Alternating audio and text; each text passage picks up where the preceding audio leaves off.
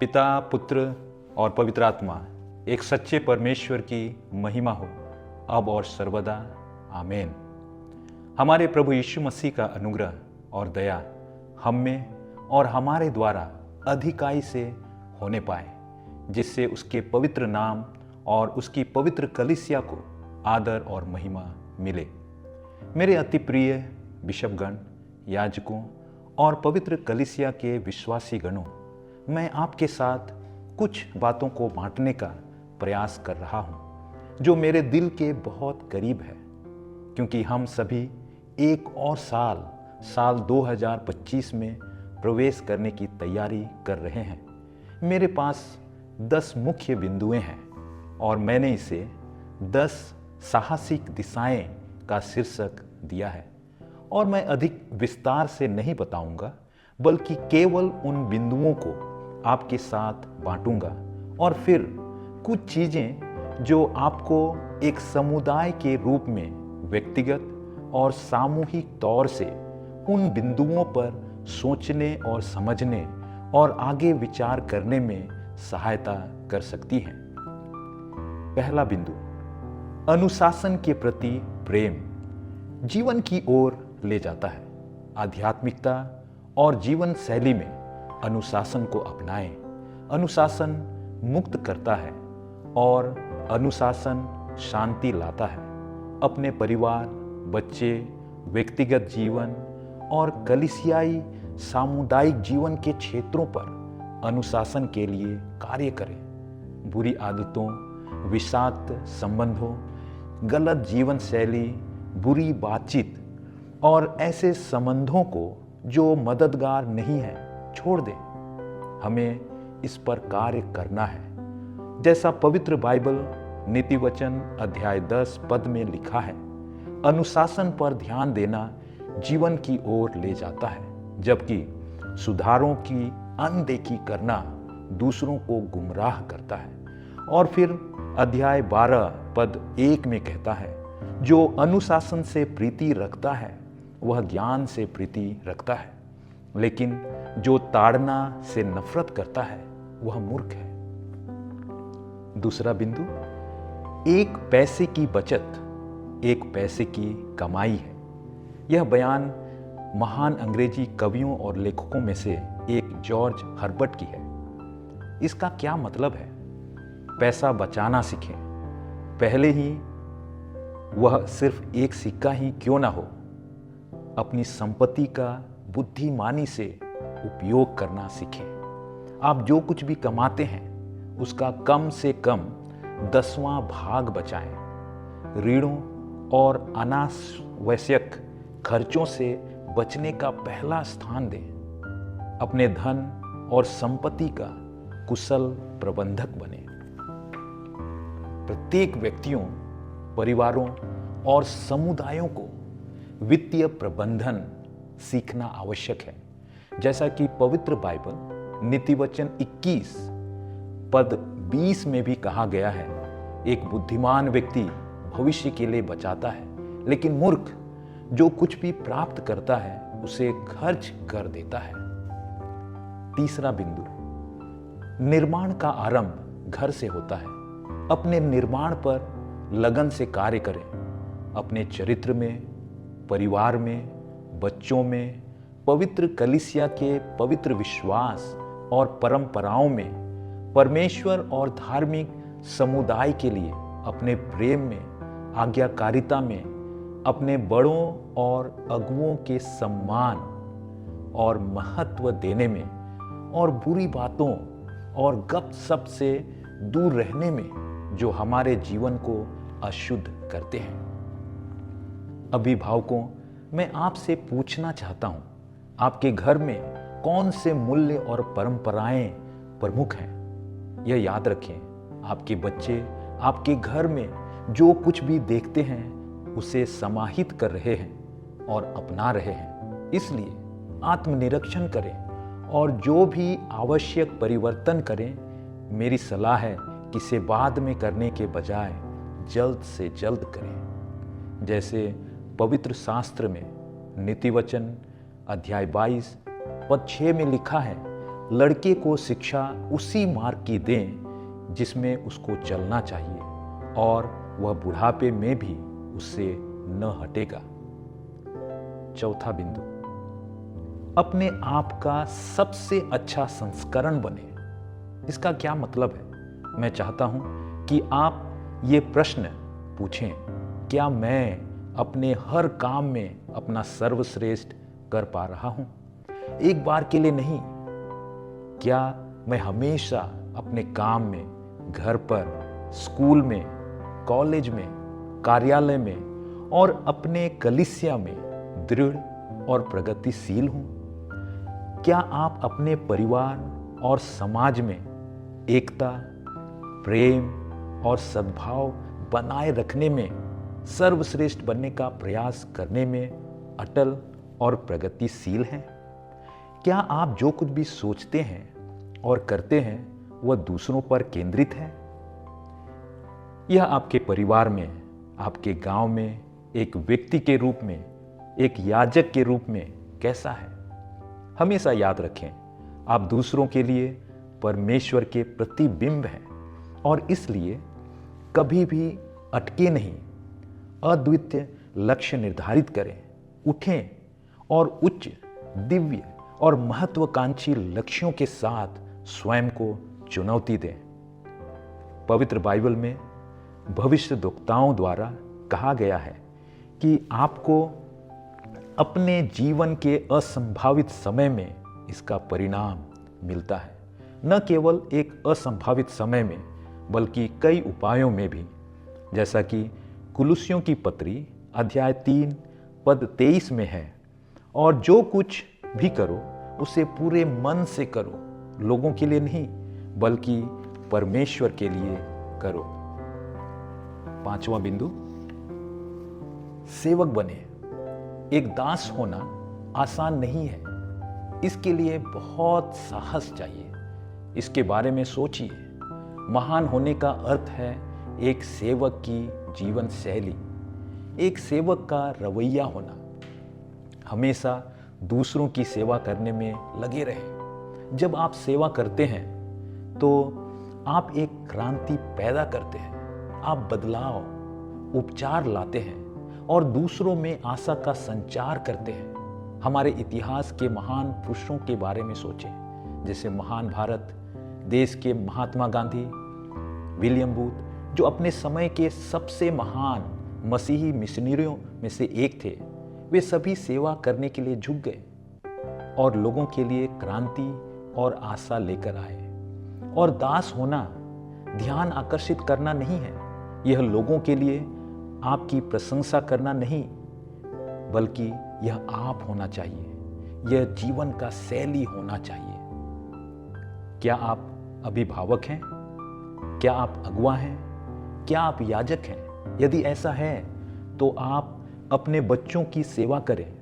अपने कार्यस्थल पर, अपने कार्यालय में, अपने अधीनस्थ की भी सेवा करने के लिए तैयार रहें। उस स्थानीय कलीसिया में जो परमेश्वर ने आपको दिया है, परमेश्वर के लोगों के लिए एक सेवक बने। उनकी रखवाली करें, गरीबों की सेवा करें, जरूरतमंदों की सेवा करें, अवांछित लोगों की सेवा करें, असहायों की सेवा करें। और जब आप और मैं सेवक बनते हैं तो हम बदलाव लाते हैं, हम क्रांति लाते हैं, हम लोगों में आशा का संचार करते हैं। हमारे प्रभु यीशु मसीह ने मची रचित सुसमाचार अध्याय 20 में कहा है, फिर भी तुम्हारे बीच में ऐसा नहीं होगा, लेकिन तुम में से जो कोई भी महान बनना चाहता है वह सेवक बने, और जो कोई तुम में प्रथम होना चाहे वह तुम्हारा दास बने। क्या क्रांतिकारी विचार है। जीना बहुत मुश्किल है, लेकिन हमेशा उस पर कार्य करें। छठवां बिंदु, अपने शरीर का सही ध्यान रखें। क्या आप अपने स्वास्थ्य का ध्यान रखते हैं? क्या आप अपनी आदतों पर ध्यान देते हैं जो आपके स्वास्थ्य को प्रभावित करती हैं? आपको मेरी यह सलाह है, शरीर के प्रति, उस शरीर के प्रति जो परमेश्वर ने आपको उपहार में दिया है, उसका उचित ध्यान रखें। पवित्र बाइबल में लिखा है, हमारा शरीर एक मंदिर है, पवित्र स्थान, सर्वशक्तिमान परमेश्वर का निवास स्थान। यह पहला कुरिन्थियों की पत्री अध्याय 6 पद 19 और 20 में लिखा है। क्या आप नहीं जानते कि आपका शरीर पवित्र आत्मा का मंदिर है जो आप में है, जिसे आपने परमेश्वर से प्राप्त किया है और आप अपने नहीं हैं, क्योंकि आपको कीमत देकर खरीदा गया है। इसलिए अपने शरीर और अपनी आत्मा से परमेश्वर की बढ़ाई करो जो परमेश्वर की है। मुझे उम्मीद है कि हम इस क्षेत्र पर पूरा ध्यान देंगे और इसकी देखभाल करेंगे। 7वां बिंदु, उपलब्ध रहें छोटी सी चीज के लिए भी। मैं कहता हूं कि जमीन पर पड़े कचरे को उठाएं। जब आप किसी को देखते हैं तो उससे मुस्कान दें, या जब कोई कहीं अकेला उदास या निराश बैठा हो, थपथपाएं, मुस्कुराएं, कहें, क्या मैं आपकी सहायता कर सकता हूं? क्या आप कृपया ऐसा करेंगे? साल 2024 के 12 महीनों में हम परमेश्वर को देने में बिताए गए समय का प्रतिशत निकालें और फिर आत्मनिरीक्षण करें। क्या इतना ही काफी था? क्या परमेश्वर को खोजना इतनी कम प्राथमिकता है कि हम इसे करने में बिल्कुल विफल रहते हैं? क्या आप परमेश्वर के प्रेम को महसूस करने में दूसरों की मदद करने के लिए अपने कौशल को बांट सकते हैं? प्रार्थना सभाओं, रविवार की दिव्य आराधना और अपने समुदाय, अपने परिसरों और अपने स्थानीय कलीसिया की सभी गतिविधियों तथा दूसरों के लिए स्वयं को उपलब्ध कराने वाले पहला व्यक्ति बने। अपनी इमारतों, अपनी संपत्ति, अपनी जमीन और अपने कार्यालय कक्षों की रख रखाव और सफाई में मदद करें।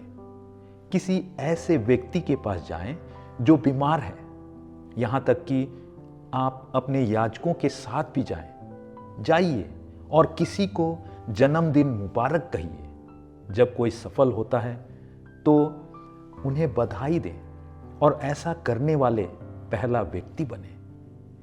जीवन में हर चीज को एक अवसर के रूप में स्वीकार करें, इसे थाम लें, इसे कम या अधिक न देखें। हमारे जीवन में जो कुछ भी आता है वह प्रदर्शन करने और सहायक बनने का एक सुनहरा अवसर है और इसके लिए तैयार रहें। यह पवित्र शास्त्र संत मत्ती रचित सुसमाचार अध्याय 6 पद 33 में कहा गया है कि पहले परमेश्वर के राज्य और उसकी धार्मिकता की खोज करें और फिर बाकी सब कुछ आपके साथ जोड़ा जाएगा।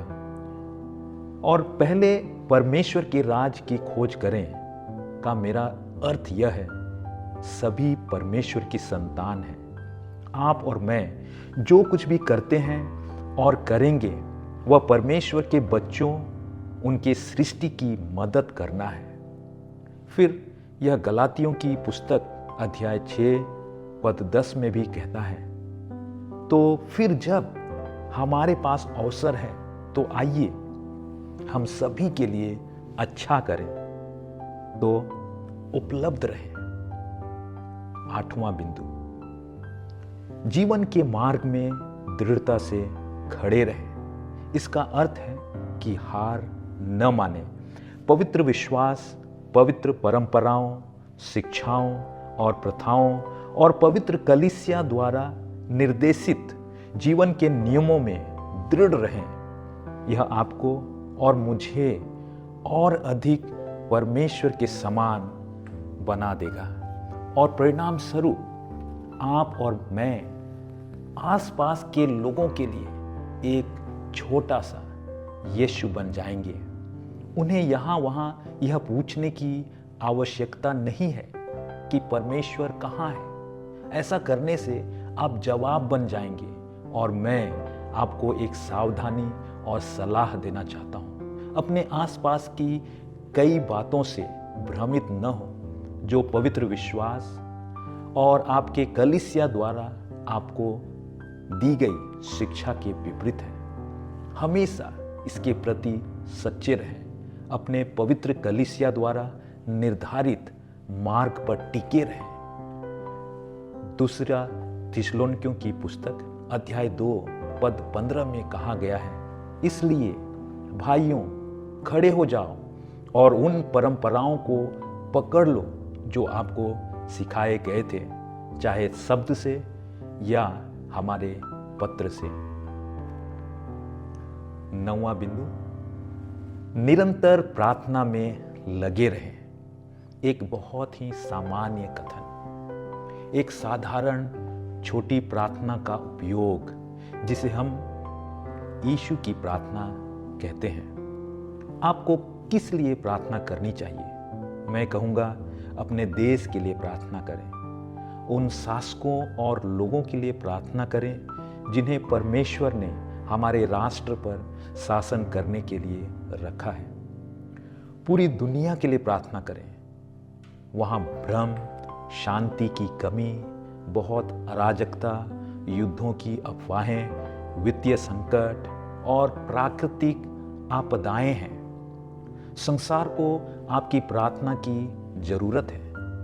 अपने गांव के लिए प्रार्थना करें, अपने इलाका के लिए प्रार्थना करें, अपने पड़ोसियों के लिए प्रार्थना करें और निश्चित रूप से अपने पवित्र कलीसिया, अपने बिशप, याजकों और सभी के लिए प्रार्थना करें।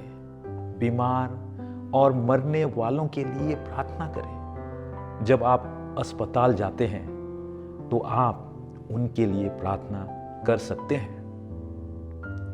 यीशु की प्रार्थना का उपयोग अपने लिए और उन सभी आवश्यकताओं के लिए करते रहें जिसका मैंने उल्लेख किया है। मैंने एक बार परमेश्वर के सबसे महान सेवकों में से एक को यह कहते सुना था कि जब किसी ने उनसे पूछा, महोदय आप कब तक प्रार्थना करते हैं? उनका जवाब था, जब तक मैं संतुष्ट नहीं होता। कभी भी कहीं भी प्रार्थना करना बंद ना करें। इसे हर चीज के लिए लगातार करें, जैसा कि पवित्र शास्त्र में लिखा है। पहला थिस्सलुनीकियों अध्याय 5 पद 16 से 18 में कहता है, सदा आनंदित रहें, निरंतर प्रार्थना में लगे रहें और हर बात में धन्यवाद दें। अंतिम 10वां बिंदु, 3 तागे से बटी डोरी जल्द नहीं टूटती है। इसका मतलब क्या है? एकजुट रहें, एक परिवार के रूप में एकजुट, एक कलीसिया के रूप में एकजुट, एक धार्मिक समुदाय या स्थानीय कलीसिया के रूप में एकजुट, जहां परमेश्वर ने आपको रखा है और जहां आप परमेश्वर की आराधना करते हैं। एकता और स्वस्थ संबंधों को बनाए रखने में जो भी मदद या सहायता नहीं करता है, उसे पूरी दृढ़ता से अस्वीकार करें। मेरे प्रिय बच्चों, एकता हमें उन्नति और विकास की ओर ले जाती है। अनबन टूट फूट और विनाश की ओर ले जाती है और अराजकता लाती है। अपनी नेतृत्व संरचना पदानुक्रम के साथ एकजुट रहें। जब हम स्वयं को उस आज्ञाकारिता के अधीन करते हैं तो एकता बनी रहती है। मेरे बच्चों, अखंड रहने और समग्र रूप से बढ़ते रहने के लिए बहुत सारी एकता की आवश्यकता है। और मैं इस पद को दोहराना चाहता हूं जो इफिसियों की पुस्तक अध्याय 4 पद 3 में दिया गया, जहां संत पौलुस अब तक के सबसे महान प्रेरित निर्देश देते हैं, कड़ी लड़ाई करें, या दूसरे शब्दों में एकता बनाए रखने के लिए हर संभव प्रयास करें। सपोपदेशक की पुस्तक अध्याय 4 पद 12 में एक सुंदर कविता है। हालांकि एक दूसरे पर हावी हो सकता है, 2 उसका सामना कर सकते हैं।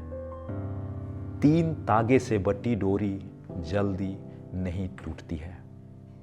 मैंने आपके साथ 10 बिंदुओं को जल्द से बांटा है और मेरी आशा और प्रार्थना है कि हम उन पर विचार करेंगे, उन पर ध्यान देंगे और नए साल में व्यक्तिगत, सामूहिक और एक समुदाय के रूप में सर्वश्रेष्ठ बनने के लिए जो भी करने की आवश्यकता है वह करने का प्रयास करेंगे। परमेश्वर हमेशा हम सभी के लिए सबसे अच्छा चाहते हैं। परमेश्वर की दया, अनुग्रह, करुणा और दयालुता भरपूरी से हम सभी, हमारे देश, हमारी कलीसिया और मैं जो आपसे बात कर रहा हूं, सभी का हिस्सा हो। पिता, पुत्र और पवित्र आत्मा के नाम में, आमीन।